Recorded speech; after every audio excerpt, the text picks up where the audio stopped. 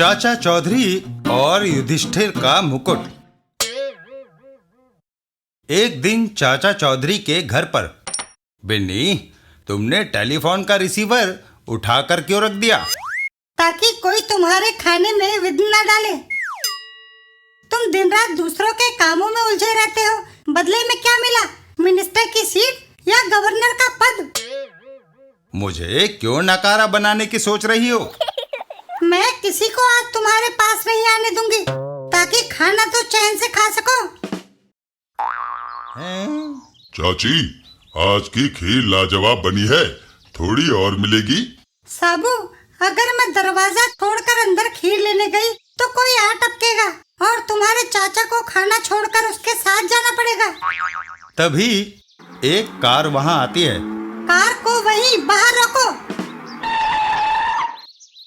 क्या चाचा चौधरी का घर यही है? हाँ, मगर आखिर तुम लोगों ने मेरे पति को क्या समझ रखा है? कोई भी आता है उसे अपने साथ ले जाता है। मशीन को भी थोड़ी देर के लिए बंद किया जाता है। मेरी बात तो सुनिए। मैं कुछ सुनना नहीं चाहती। अगर तुम्हारी कोई समस्या हो या चोरी डकैती हो गई हो तो सरकार के पास जाओ। पुलिस किस लिए है? चाची, आप गलत समझ रही हैं। चाची, उसकी बात तो सुन लो। शहर की नागरिक समिति ने चाचा चौधरी को सर्वश्रेष्ठ नागरिक चुना है और विश्व में एक हफ्ता तक कहीं भी छुट्टियां मनाने के लिए हवाई जहाज दिया है। ये रहा अथॉरिटी लेटर। मेरा काम खत्म। इतना कहकर वह आदमी वहां से चल देता है। पता नहीं कैसे कैसे बेवकूफ लोग भरे पड़े हैं इस संसार में। चाचा जी, एक हफ्ता तक मौज मस्ती मनाने के लिए छुट्टियां? क्या ये सच है?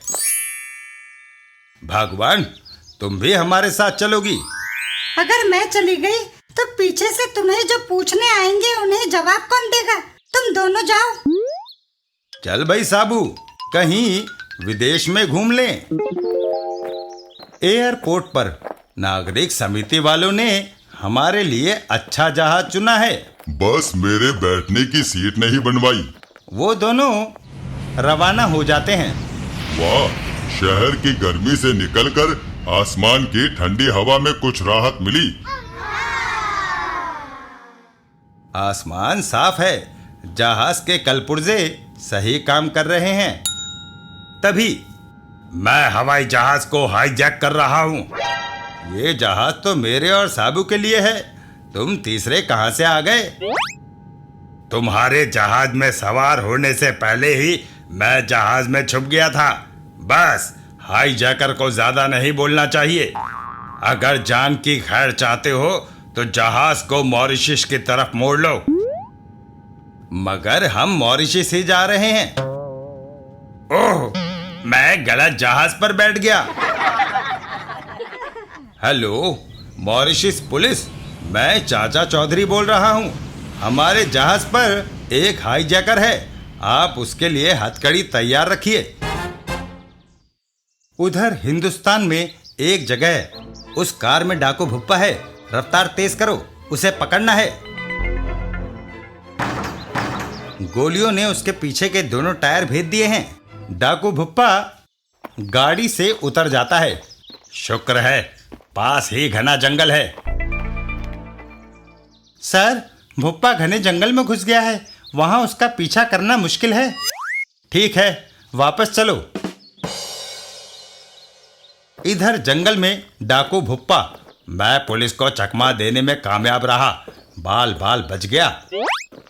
प्यास से गला सूख रहा है।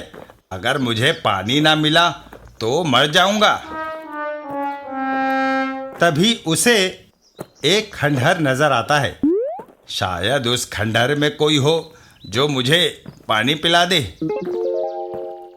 पानी, पानी।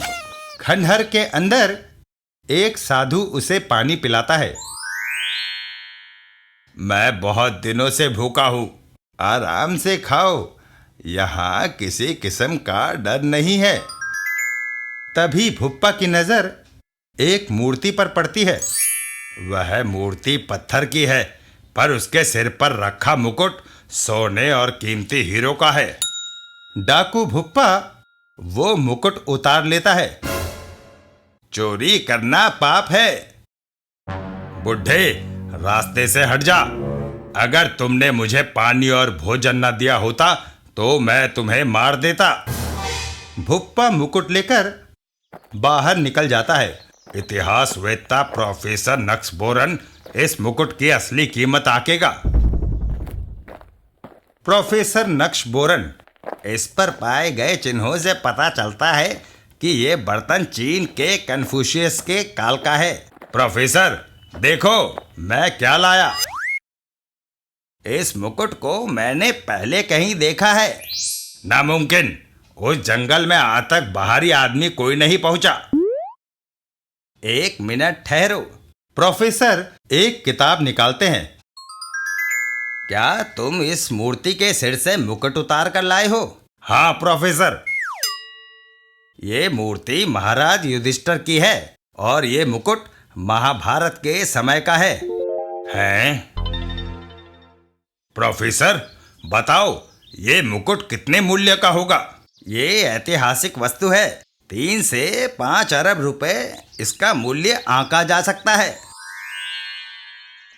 उधर घने जंगल में आज फूल मुरझाए और पेड़ पौधे उदास क्यों हैं?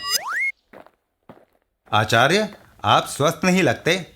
अलखानंद, युधिष्ठिर का मुकुट चोरी हो गया है। मेरे संताप का यही कारण है। जब तक वह मुकुट वापस लाकर उस मूर्ति पर नहीं रख दिया जाता, मैं अन्न जल ग्रहण नहीं करूंगा। ऐसी प्रतिज्ञा ना करिए आचार्य, उसे खोज कर ले आएंगे। अगर उसे कोई खोज सकता है तो केवल एक व्यक्ति, चाचा चौधरी। अलखानंद घोड़े पे सवार होकर चल देता है। मुझे बिना समय खोए चाचा चौधरी के पास जाना है। चाचा चौधरी के घर पर। महाराज रुकिए, मैं भिक्षा लेकर आती हूँ। माता, आटे की नहीं, मैं युधिष्ठिर के मुकुट की भिक्षा लेने आया हूँ। मुझे चाचा चौधरी से मिलवा दो। मॉरिशस के समुद्र में। साबू, तुम्हें खींचने के लिए मैंने इस बोट में स्पेशल पावरफुल इंजन लगवाया है। लेकिन रस्सी स्पेशल नहीं लगवाई। ओह, वह टूट गई। और साबू समुद्र में गिर पड़ता है।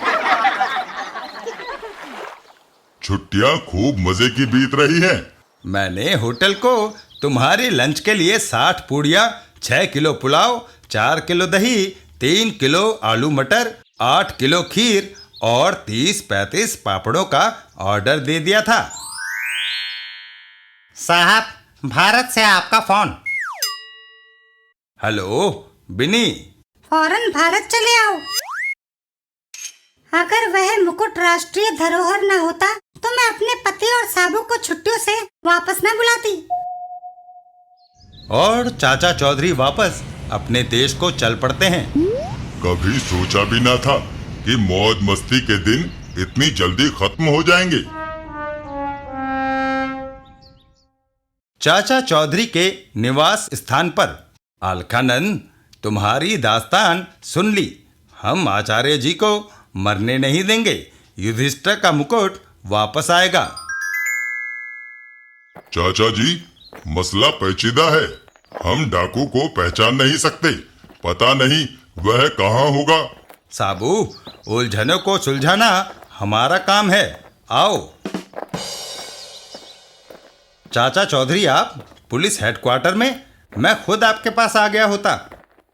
पुलिस कमिश्नर साहब, मेरा काम पुलिस स्टेशन पर ही हो सकता है। शहर के चोर उचक्कों की फोटो और उनकी आदतों की जानकारी लेनी है।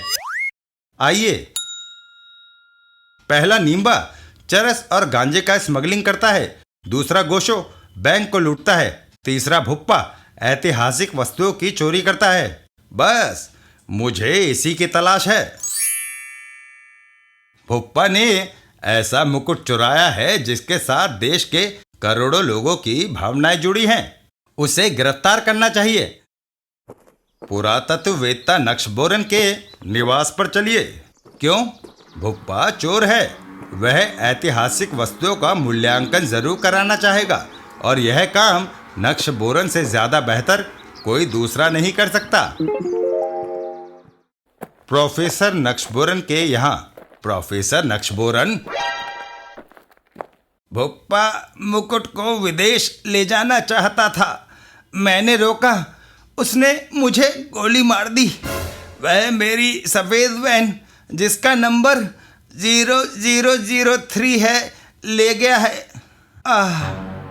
वह मर गया। कमिश्नर साहब, एयरपोर्ट को चलो। वह चोर जल्दी से बहुमूल्य मुकुट को देश से बाहर ले जाना चाहेगा। हम उसे रास्ते में ही गिरफ्तार कर लेंगे। आगे एक वैन जिसका विवरण प्रोफेसर ने दिया था जाती दिखाई दे रही है। कार को और पास लाओ ताकि मैं वैन का नंबर पढ़ सकूं। वैन में भुप्पा। पुलिस, मुझे रफ्तार तेज करनी चाहिए। यह वही है। तभी ओह, कमबख्त भेड़ों का झुंड कहां से आ गया? वैन नजर से गायब हो गई। साबू, वह वैन अगले पुल से गुजरेगी। तुम शॉर्टकट से नदी पार करके उसे रोक सकते हो। साबू नदी पार करता है। नदी पार सड़क पर मैं पहले पहुंच जाऊंगा। रोको। भुप्पा वैन साबू के पैरों के नीचे से निकाल के ले जाता है। मुझे चकमा देकर निकल गया। चूहे, इस कनस्तर को तुम ज्यादा दूर तक नहीं ले जा सकते। ओह, वैन टनल में घुस गई। मैं उसके अंदर नहीं जा सकता। मुझे पहाड़ पर चढ़कर उस पार पहुंचना होगा और टनल के अगले द्वार जहां से वह वैन निकलेगी पर पहुंचना होगा। डाकू भुप्पा, हा हा, उस लंबू से पीछा छुड़ाकर मैं निकल आया। साबू ठीक वैन के आगे कूदता है। ओह, मैं ठीक समय पर टनल के अगले द्वार पर पहुंच गया। हैं? रास्ता छोड़ दो वरना। भुप्पा ने एक्सेलेटर को पूरा दबा दिया। साबू वैन को रोक लेता है। अब तुम्हारी वैन 1 सेंटीमीटर भी आगे नहीं बढ़ सकती। साबू डाकू की गाड़ी को पकड़ने में कामयाब रहा। उसे जो काम दिया जाए वह उसे पूरा करता है। पुलिस कमिश्नर ने वैन की खिड़की में देखा। महाराज युधिष्ठिर के मुकुट को प्रणाम। चाचा चौधरी, अब आप जाइए, बाकी काम पुलिस का है। अभी नहीं, कहीं डाकू बेवकूफ ना बना दे। इसलिए बेहतर होगा कि आप हेडक्वार्टर से पुलिस फोर्स बुला लें। ठीक है। हेलो, पुलिस के कुछ जवान फौरन आ जाएं। पुलिस हेडक्वार्टर, जल्दी सवार हो जाओ। थोड़ी देर बाद, लीजिए, पुलिस बल आ गया। अब हम निश्चिंत होकर जा सकते हैं। चल भाई साबू, घर जाकर टीवी सीरियल देखी जाए। भुप्पा, आगे आगे पुलिस की गाड़ियां होंगी, तुम बीच में चलोगे। अपनी वैन रिवर्स करो। करता हूं। भुप्पा वैन को रिवर्स करता है। अरे रोको, रिवर्स करते हुए तुम्हारी वैन हमारी गाड़ी से टकरा गई। माफ कीजिएगा, वैन को आगे करता हूं। भुप्पा आगे वाली गाड़ी से वैन टकरा देता है। भुप्पा, तुमने वैन को मेरी कार में दे मारा। डाकू भुप्पा वैन को साइड काटता है और तेजी से आगे ले जाता है। रुको, भुप्पा भाग रहा है, उसे पकड़ो।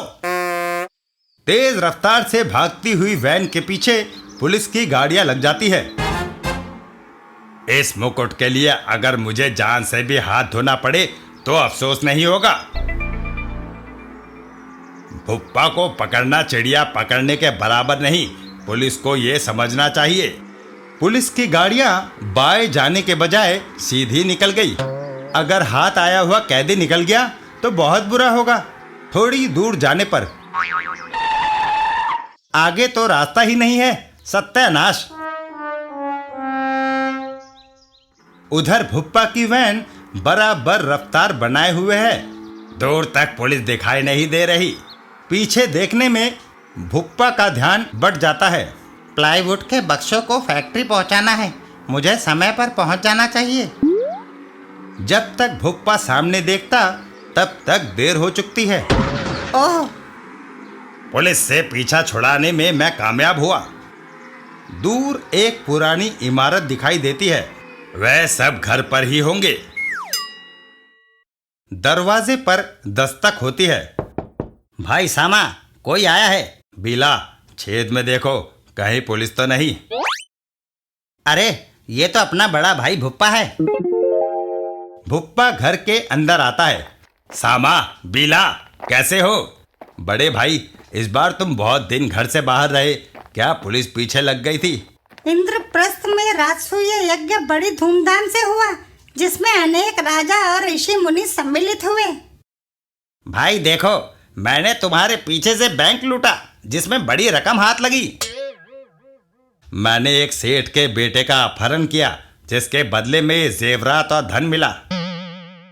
बुरे काम छोड़ दो, मुझे शर्म आती है तुम्हें अपना बेटा कहते हुए।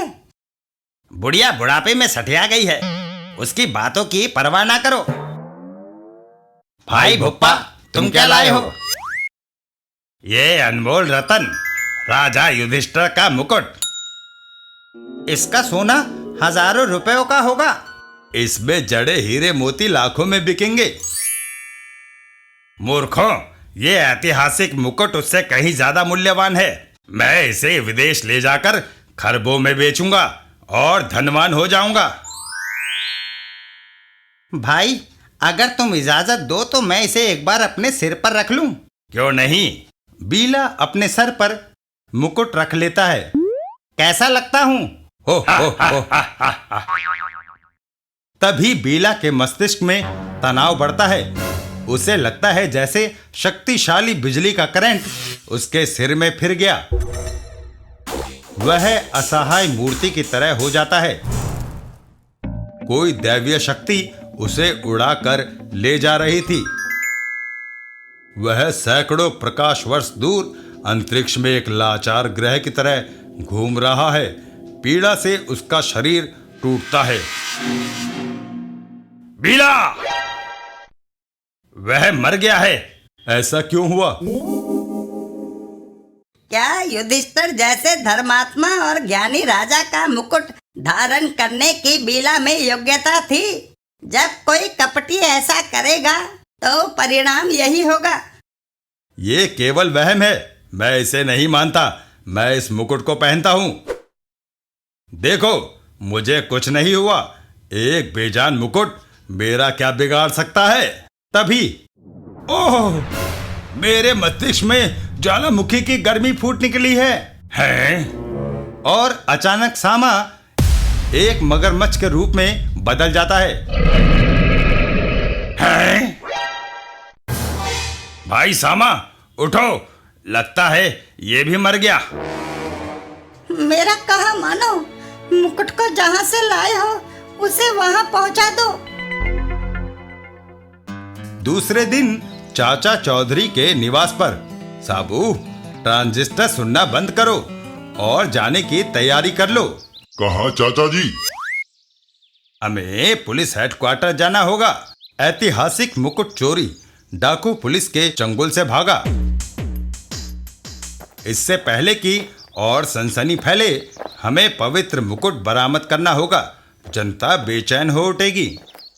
उम्मीद है पुलिस ऑफिसर आ गए होंगे। हमें अफसोस है, हमारी चूक से भुप्पा भाग निकला। लेकिन अब हम उसे कहाँ खोजेंगे? हमारे गुप्तचर शहर में चारों तरफ फैले हुए हैं, वे उसका पता लगा लेंगे। तभी एक पुलिस गुप्तचर आता है। भुप्पा की वैन को दक्षिण में शहर के बाहर एक पुराने मकान के बाहर खड़ा पाया गया है। बस काफी है। सिपाहियों, मेरे साथ आओ, हम उसे धर दबोचेंगे। उधर भुप्पा के घर। ये घटनाएं मुझे विचलित नहीं कर सकती। मैं इस मुकुट को विदेश ले जाऊंगा। इससे पहले कि पुलिस आ जाए, मुझे यह जगह छोड़ देनी चाहिए। भुप्पा वैन लेकर निकल जाता है। भुप्पा की वैन, वह भाग रहा है। चाचा जी, आप बेफिक्र रहिए, इस बार भूल नहीं होगी। पुलिस मेरे पीछे लग गई है, लेकिन मैं इनके हाथ नहीं आने वाला। एयरपोर्ट पास ही है। सत्यानाश, पेट्रोल खत्म हो गया। मैं इस घर में शरण ले सकता हूँ। आप कौन हैं? दरवाजा क्यों बंद किया? लड़की, जरा भी बोली तो जान से हाथ धो बैठोगी। वह इस मकान के अंदर गया है। भुप्पा, तुम चारों तरफ से घिर गए हो, अपने आप को कानून के हवाले कर दो। कमिश्नर साहब, मेरा जवाब सुनो। अगर मुझे हवाई जहाज से इस देश से बाहर न जाने दिया तो मैं इस लड़की को गोली मार दूंगा। मैं तुम्हें आधे घंटे का समय देता हूँ। मैं मकान का दरवाजा तोड़कर वो चूहे को कुचल डालता हूँ। साबू, रुको, ये वक्त गुस्सा करने का नहीं, विवेक से काम लेने का है। चाचा जी, अब क्या करना चाहिए? कमिश्नर साहब, इस समय एक इंसान की जिंदगी खतरे में है, हमें भुप्पा की शर्त मान लेनी चाहिए। बैठिए, एयरपोर्ट जाकर भुप्पा के लिए हवाई जहाज का इंतजाम करना है। वे लोग एयरपोर्ट के लिए रवाना हो जाते हैं। चाचा जी, मुझे उम्मीद नहीं थी कि आप एक बदमाश के आगे घुटने टेक देंगे। वक्त की नाजुकता की यही मांग है। एयरपोर्ट। कैप्टन, एक आदमी को देश से बाहर ले जाना है। जहाज नंबर XC115 तैयार है, मैं उसे उड़ाकर ले जाऊंगा। कमिश्नर साहब, मैं यहाँ कैप्टन से बात करता हूँ, आप जाकर भुप्पा को ले आइए। ठिकने आदमी, तुम हार तो मान चुके हो, वहां तुम्हारे ना होने से क्या फर्क पड़ेगा। उधर। मैंने तुम्हारा क्या बिगाड़ा है? मुझे छोड़ दो। तुम मेरी जीत की गोटी हो, तुम्हें नहीं छोड़ सकता। भुप्पा, हवाई जहाज तैयार है, तुम देश से बाहर जा सकते हो। डाकू बाहर आता है। चलो, जब तक मैं सुरक्षित हवाई जहाज तक ना पहुंच जाऊं तुम मेरी कैदी रहोगी। कोई सोच भी नहीं सकता कि एक पुलिस ऑफिसर खुद एक डाकू को सुरक्षित जगह पर ले जाएगा। लंबो, तुम क्यों पीछे आ रहे हो? ताकि मौका मिलते ही तुम्हारी गर्दन मरोड़ सकूं। वो चांस कभी नहीं आएगा। एयरपोर्ट पहुंचने पर, भुप्पा, तुम्हें ले जाने के लिए जहाज तैयार है, चलो। भुप्पा जहाज की ओर चल देता है। डाकू मेरे सामने जा रहा है और मैं कुछ नहीं कर पा रहा। मैं इतना मजबूर कभी नहीं हुआ। लड़की, अब तुम जा सकती हो, मैं तुम्हें आजाद करता हूं। वो लड़की प्लेन से नीचे उतर जाती है। डाकू भुप्पा, मैं युधिष्ठिर का मुकुट लेकर विदेश जा रहा हूं, तुम आखिरी बार इसके दर्शन कर लो। हा हा हा हा, इसे देख लो। तभी चाचा चौधरी भुप्पा के पीछे प्रकट होते हैं और मुकुट उसके हाथ से उठा लेते हैं। बस, प्रदर्शन हो चुका, अब इसे मुझे दे दो। प्लेन एक झटके से उड़ान भर लेता है। लाल पगड़ी वाले, मुकुट वापस कर दो, वरना मैं तुम्हें मार डालूंगा। जहाज के अंदर, कहो कैप्टन, कैसी रही? चौधरी साहब, भला आपका प्लान फेल हो सकता है। चाचा चौधरी का दिमाग कंप्यूटर से भी तेज चलता है। भुप्पा, तुम घिर गए हो। खबरदार, जो कोई मेरे करीब आया मैं उसे गोलियों से भून दूंगा।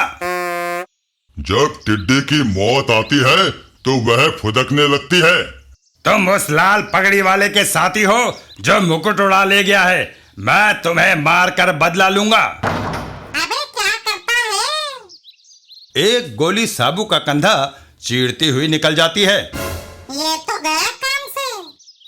साबू भुप्पा को पकड़ लेता है। बस, काफी पटाखे चला चुके, मैं तुम्हें मसल कर मार डालूंगा। नहीं साबू, उसे हमारे हवाले कर दो, उसे कानून सजा देगा। साबू भुप्पा को पुलिस के हवाले कर देता है। तो कमिश्नर साहब, संभालिए इसे। लड़की को उसके निवास स्थान पर छोड़कर हम पुलिस हेडक्वार्टर जाएंगे। उधर XC-115 जहाज पर। चौधरी, अब हमें कहाँ जाना है? कैप्टन, शहर के पूर्व में घना जंगल है। वहाँ हजारों साल पुराना एक मंदिर है। हमें वहाँ जाना है। लेकिन चौधरी, जंगल में जहाज को उतारना नामुमकिन है, पर वहाँ वन के शुरू में पक्की सड़क है। सड़क पर कैप्टन जहाज को उतारता है। धन्यवाद कैप्टन।